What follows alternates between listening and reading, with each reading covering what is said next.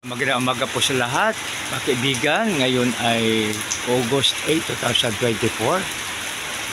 Ngayon ay 06:08 ng umaga, 06:08 ng umaga.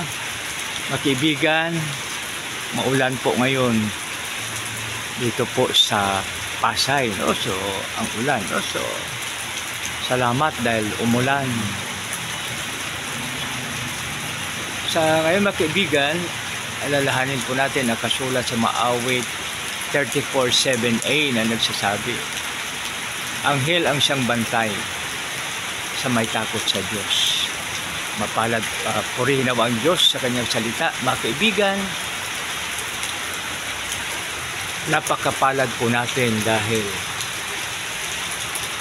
ang anghel ang siyang nagbabantay sa atin kung may takot tayo sa ating Panginoon. Napakabuti at napakadakila ang ating mga kaibigan. Grabe yung ulan.